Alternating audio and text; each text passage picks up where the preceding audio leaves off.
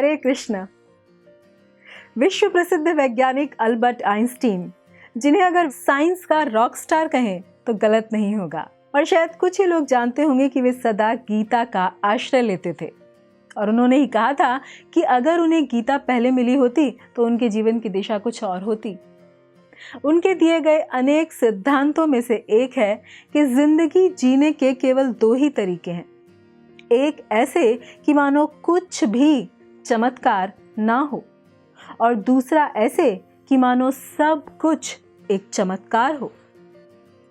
यदि थोड़ा सूक्ष्मता से समझें तो ये गीता का ही एक छंद है। लेकिन पहले यह जाने कि चमत्कार क्या होता है। जब कोई बात हमारी बुद्धि में ना आए, जिसे देखकर लोग चौंक जाएं कि ये कैसे हो गया, या जो अपने आप हो जाए, वो चमत्कार है। अब गीता का वो छंद है, कर्मण्येवाधिकारस्ते मा फलेषु कदाचन मा कर्म फल हेतुर्भू मा ते संगोस्त कर्मणि, जिसका अर्थ है कि तुम्हें अपना कर्म करने का अधिकार है, लेकिन कर्म के फलों के तुम अधिकारी नहीं। तो कोई सोच सकता है कि जब गीता में ही कहा गया है कर्म करो लेकिन फल के तुम अधिकारी नहीं, तो मैं कर्म करूं ही क्यों? नहीं, यहां पर मतलब है कि कर्म करने पर तुम्हारा अधिकार है, लेकिन उसका फल क्या मिलेगा उस पर किसी का जोर नहीं। जैसे मैंने भोजन बनाया, कर्म किया जिस पर मेरा अधिकार है। अब सब लोग उस भोजन की प्रशंसा करें, ये मेरे हाथ में नहीं, यानी फल मेरे हाथ में नहीं। इसलिए मुझे सबसे प्रशंसा की अपेक्षा नहीं करनी चाहिए। साथ ही ये भी ध्यान रखना चाहिए कि अगर किसी को मेरा बनाया भोजन पसंद नहीं आया तो वो बुराई भी कर सकता है। अब आप कहेंगे कि इसमें आइंस्टीन का सिद्धांत कहां पर है?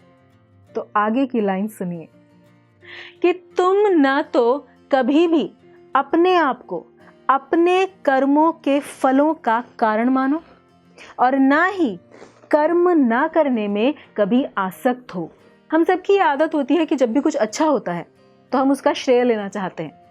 प्रोजेक्ट किसी और का हो, दूसरों ने चाहे उसमें काम किया हो, लेकिन हम कहेंगे कि अरे उसको वो आइडिया मैंने ही दिया था, मैंने ही बताया था कि ऐसा करो। और अगर वो प्रोजेक्ट फेल हो जाए तो उन्होंने किया, पता नहीं क्या हुआ, हमें क्या पता।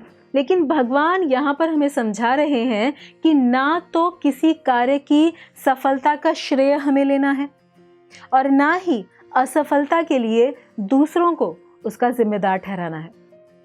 कर्मों के फलों का कारण नहीं समझना है, क्योंकि किसी भी कार्य का फल हमारे पूर्व के कर्मों के अनुसार भगवान की अनुमति से ही हमें मिलता है। अगर पुण्य कर्म होंगे तो अच्छा फल मिलेगा, और पुण्य कर्म नहीं होंगे तो नहीं मिलेगा। लेकिन इसमें भी एक तथ्य है कि पुण्य कर्म होने पर भी वर्तमान में हमें इसके लिए पूरी मेहनत करनी पड़ेगी।